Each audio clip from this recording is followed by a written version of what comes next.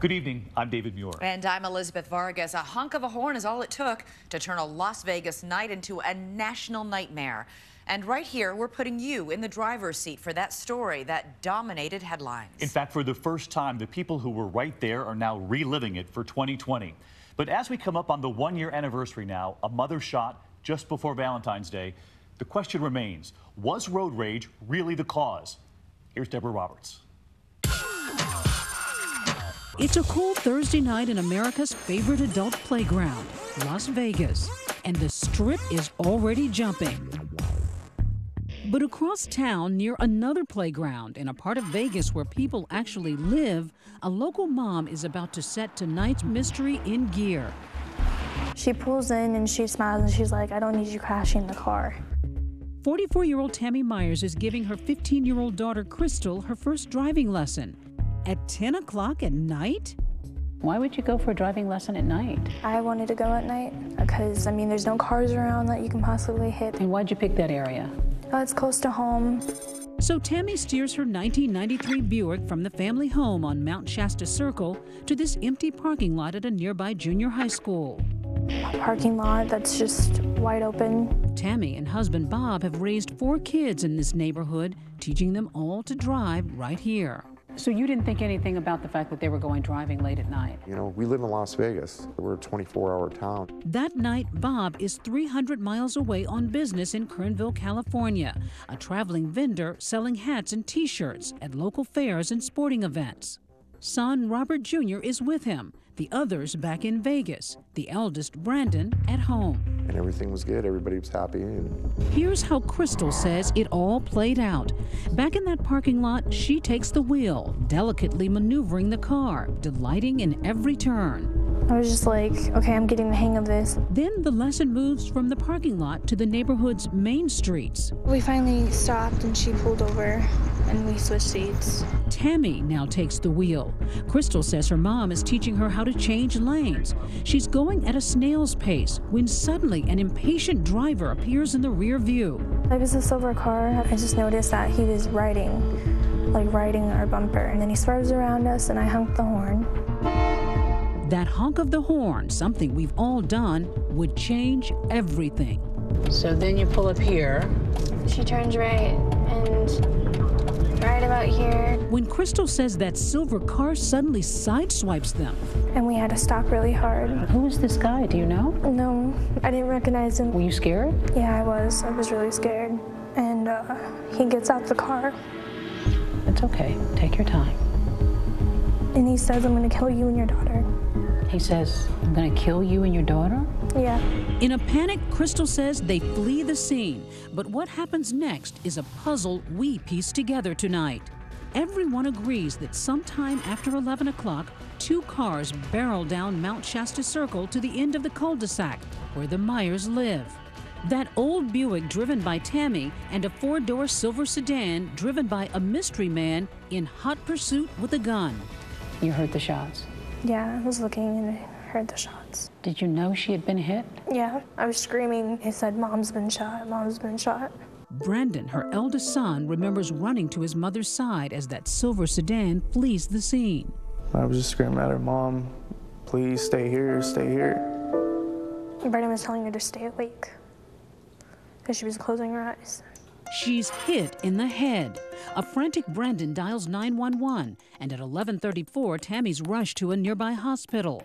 At the scene of the shooting, leads and evidence are scarce. Did you have any idea who had shot your mom?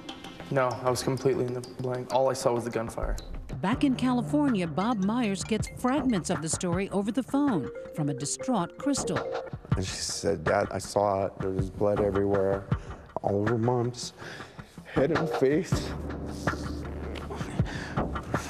He drops everything and begins driving home. And what's happening in your chest at this moment? I'm like, what's going on here? How fast are you driving? 100 miles an hour. Every thought saturated with concern for his wife of 25 years, the family matriarch who'd earned the name Mama Bear. Didn't have a mean bone in her body. It's not until the early morning hours of February 13th when Bob, still on the road, gets a call from police. He says, Mr. Myers, it started off as a road rage. They followed your wife home and shot your wife. Frantic, he wants to know more and begins calling TV stations, asking for updates and granting interviews. I'm speechless. I've been with this woman 25 years. He is now the vocal spokesperson for the Myers family. Local reporter Jackie Heinrich found it peculiar. He called our station when he was driving back from California and says, hey, I'm angry about this. How could someone do this? I didn't want to freeze out the media, and here's why I didn't. You can't find killers without the media's help. By daybreak, Bob finally arrives at the hospital and sees his wife's lifeless body. I get to the room and I see my wife. In the sight. All right, I said, I'm here, baby. And I said, oh, this is gonna be okay, you know? But his optimism is quickly dashed.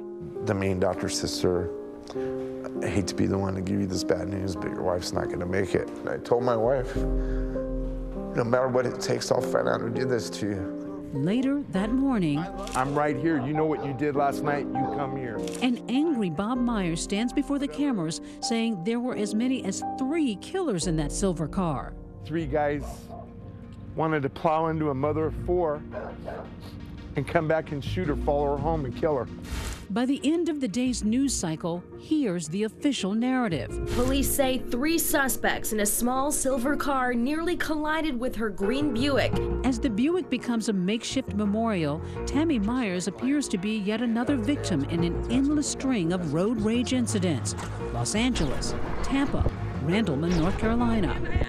And most recently, this scene in Austin, Texas. 2 men in the middle of traffic going at it with a baseball bat and a wooden pole. But this one is unlike any other. A mom cut down in her own driveway. Road rage mystery in Las Vegas. The mother shot after teaching her daughter how to drive. But despite all the attention, no arrests. The next day, February 14th, a heartbreaking Valentine's Day.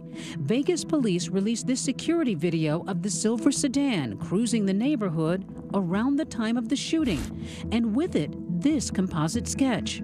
Police say this is the face of one of the suspects. Police say it's Kristal's description of one of the strangers in the car that sideswiped her and her mom, threatening to kill them. He's a big guy, 6 feet tall, weighing about 180 pounds. As far as we can tell, there was no prior contact with these individuals. They are complete strangers. There's a manhunt for this unknown guy, instilling fear in everyone across the valley. Everyone's like, could this happen to me? Neighbors are too afraid to show their faces with that suspect still out there. That night, an agonizing moment for Bob Myers. At 7:05, he disconnects his beloved wife from an artificial respirator. I'll always have a wife. She'll never leave my heart. But she's gone. I didn't want my baby to suffer. But I didn't want her to go either. You know, to have to say it's okay to turn off the switch to let your wife go. But you had to do it. Had to. But before Tammy Meyers can have a funeral, she's about to be buried. It's like they were murdering her all over again, repeatedly, daily. Tammy Meyers went looking for the driver. Are you happy? As the story takes the first of what will be many sharp turns. Was the innocent victim really all that innocent? Maybe this isn't what I thought it was in the beginning. And a young woman with inside knowledge about that night. But to break the case, she must find the courage to turn in a friend. You called the police. What did you say? Everything.